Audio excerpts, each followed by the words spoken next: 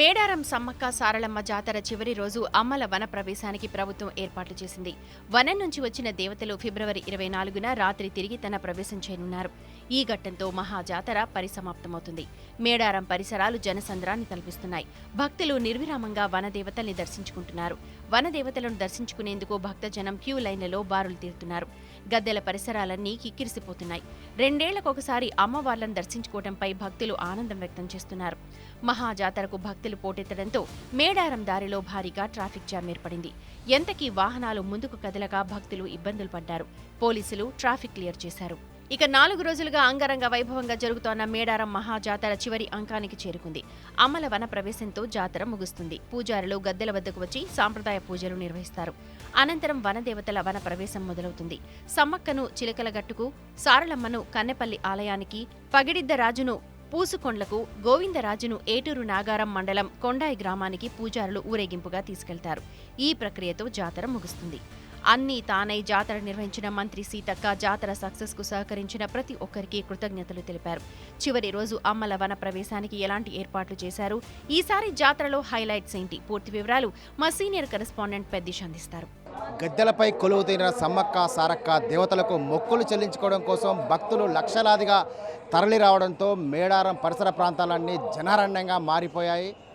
3 రోజులు ఇప్పటికే దాదాపు 1 కోటి మందికి పైగా భక్తులు దర్శించుకున్నట్లుగా అంచనాలు వేస్తున్నారు. మనతో పాటు మంత్రి సీతక్క ఉన్నారు. ఈరోజు వనప్రవేశం కూడా ఉంటుంది. సో వనప్రవేశం కార్యక్రమానికి ఏ విధంగా ఏర్పాట్లు జరుగుతుంది, ఇప్పటివరకు ఎంతమంది అధికారికంగా దర్శనాలు చేసుకున్నారో తెలుసుకున్నారు. సీతక్క గారు, సీతక్క ఇప్పటికి మొత్తం ఎంతమంది దర్శనాలు చేసుకున్నారు? వనప్రవేశం కార్యక్రమానికి సంబంధించి ఏర్పాట్లు మీరు చూస్తూనే ఉన్నారు. ఎంతమంది అసలు నాన్ స్టాప్ నిమిషానికి అంటే 5 నిమిషాలలో ఒక మనిషి వెళ్ళిపోయిన 5 నిమిషాల్లో 5,000 10,000 మంది వెళ్ళిపోతున్నటువంటి పరిస్థితి ఉంది. అసలు కనివిని ఎరగని రీతిలో ఏ గేట్ తీసినా ఆ గేట్ల నుంచి జనాలే వస్తున్నారు. ఎట్లా వస్తున్నారో అర్థమైతే లేదు. కొంచెం వెహికల్స్ కూడా మనం హెవీగా పెట్టుకున్నాం. అంటే మన బస్సెస్ కూడా దాదాపుగా 5,000 పైన బస్సులు ఇక్కడ తిరుగుతున్నాయి. నేను 6,000 అలాట్ చేసారు. 6,000 కూడా వచ్చినాయా ఎట్లా అని ఇంకా నేను ఆర్ఎంతో మాట్లాడలే. కానీ ఈ రోడ్ మొత్తం వెహికల్స్, ప్రైవేట్ వెహికల్స్ కానీ అన్నీ ఏ గల్లీలో పోయినా జనం కనబడుతున్నారు. ఆ తల్లుల మీద పెరుగుతున్నటువంటి భక్తికి, నమ్మకానికి, విశ్వాసానికి ప్రతీక ఈరోజు సమ్మక్క సారలమ్మ మహాజాతర. చాలా సంతోషం అనిపిస్తుంది. ఇంత భక్తులు రోజు రోజుకు పెరగడం అంటే ఒక కుగ్రామంలో జరిగేటువంటి జాతరకు ఈరోజు సాయంత్రము 4 గంటలకు మళ్ళీ దేవతలందరూ కూడా తిరుగు ప్రయాణంలో మరి చిలకల గుట్టలోకి సమ్మక్క వెళ్ళిపోతుంది. మళ్ళీ 2 ఏళ్ల తర్వాతనే మనకు దర్శనము. మరి గోవిందరాజు కొండాయి వెళ్తారు. అదేవిధంగా పగిడిద్దరాజు పూనుగన్లు వెళ్తారు. కన్నెపల్లికి సారలమ్మ వెళ్తారు.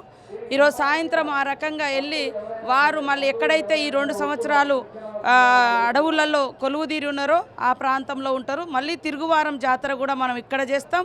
తిరుగువారం జాతరలో మొత్తం ఈ 4 ప్లేస్లలో మళ్ళీ జాతరలు నిర్వహిస్తారు. ఈ 4 చోట్లనే కాకుండా చుట్టుపక్కల అడవి ప్రాంతాల్లో ఉండేటువంటి అన్ని ఆదివాసీ గుడాలలో మరి మేజర్గా సమ్మక్క సారలమ్మ మినీ జాతరలు కూడా మనకు జరుగుతాయి. మేము అనుకున్నట్టుగా 1.5 కోటి దాటిపోతున్నటువంటి పరిస్థితి. ఇంత చిన్న గ్రామంలో పాపం నాన్ స్టాప్గా అధికార యంత్రాంగం కూడా ఎప్పటికప్పుడు తమ వంతు ప్రయత్నం తమ చేస్తున్నారు. కొన్ని చిన్న ప్రాబ్లమ్స్, ముఖ్యంగా వేల సంఖ్యలో బస్సులు పెంచినప్పుడే మేము కూడా చెప్పినాం. ప్రైవేట్ వెహికల్స్కు విఐపీల అది కొద్దిగా తగ్గించడం కూడా అయినా కొన్ని శాపనార్థాలు పెట్టిరు. మాకు విఐపీ పాసులు ఇవ్వలేదు అది అని. ఇస్తే ఏముంటుందో కూడా ఇవాళ మేము తాడవాయి నుంచి ఇటు జామ్ అయిన తీరును కూడా చూస్తే ఇది నిజంగా విఐపీ వెహికల్స్ అని. ట్రాఫిక్ జామ్ అయిన సందర్భంలో మీరు కొన్ని సందర్భాల్లో కర్ర పట్టుకొని తిరిగిన కూడా రాత్రి చూసాం, గమనించాం. అది సో ఎట్లా భక్తులను కంట్రోల్ చేయడం కోసం మీరే స్వయంగా కర్రలు పట్టుకొని తిరగడం కూడా రాత్రి గమనించాం. సో ఓవరాల్గా చూస్తే సాధారణంగా ప్రతి జాతరలో డెత్ రేట్ కూడా మనం గమనిస్తాం. కనీసం గత జాతరలో కూడా 10 మంది చనిపోయారు. ఈసారి ఓవరాల్గా జాతర ముగిసేసరికి ఈ డెత్ రేట్ ఎట్లా ఉంది? 1-2 జరిగినట్టే తెలిసింది. మిస్సింగ్స్ కూడా పెద్దగా ఏం లేవు. మిస్ అయిన వాళ్ళని కూడా వెంటనే వాళ్ళ కోసం మంచి ఏర్పాటు చేసి మా అధికారులు మా శిశు సంక్షేమ తరఫున ఎప్పటికప్పుడు అలౌట్ చేస్తున్నాము. దొంగతనాలు కూడా జరిగితే వెంటనే ఎక్కడ జరుగుతుందో కమాండ్ కంట్రోల్ రూమ్ కూడా పక్కన పెట్టుకొని పోలీసు అధికారులంతా పట్టుకొచ్చి బయట ఇప్పటికీ ఆంధ్ర నుంచి కొంతమంది వేరే వాళ్ళు వస్తే వాళ్ళు ఒక 10-15 మందిని అరెస్ట్ కూడా చేయడం జరిగింది. కాబట్టి డెత్ రేటు 1-2 అనేది నాకు తెలిసింది ఇప్పటివరకు. కాబట్టి ఏది జరగకూడదు, అన్నీ మంచిగా జరగాలి. ఆ తల్లుల బిడ్డగా నేను ఈ భుజాన పెట్టుకొని చేస్తున్నా. కాబట్టి రాజకీయాలు, కులాలు, మతాలు, ప్రాంతాలు కాదు. మన పండగ, మన ఇంటి పండగ, మన ఊరు పండగ, మన రాష్ట్ర పండగ కాబట్టి భక్తులందరూ క్షేమంగా వెళ్ళాలని, తల్లుల దీవెనలు ఉండాలని, మీ అందరి సహకారం ఉండాలని కోరుకుంటా ఉన్నాం. మేము ఈ అప్రమత్తత ఆదివారం సాయంత్రం వరకు ఇదే స్థాయిలో ఉంటుంది. మళ్ళీ తిరుగువారం కూడా మా పోలీస్ అధికారులను, మా కలెక్టర్ని కూడా అలర్ట్ చేయడం జరిగింది. కంగ్రాచులేషన్స్ అక్క, మొత్తానికి అయితే జాతర సక్సెస్ చేశారు, గ్రాండ్స్. సో మొత్తం మీద అయితే సీతక్క అన్ని తానే జాతర నిర్వహణలో తలమునకలయ్యారు. సో జాతర సక్సెస్ అయింది. 3 రోజుల జాతరలో మొత్తం 1 కోటి మందికి పైగా భక్తులు సమ్మక్క సారక్క దేవతలను దర్శించుకొని మొక్కులు చెల్లించుకున్నారు. సో ఈరోజు వనప్రవేశం కార్యక్రమం ఉంటుంది. వనప్రవేశం కార్యక్రమం సందర్భంగా కూడా పెద్ద ఎత్తున ఆదివాసీ ఆచార సాంప్రదాయాల ప్రకారం వనప్రవేశం కార్యక్రమాన్ని నిర్వహిస్తారు.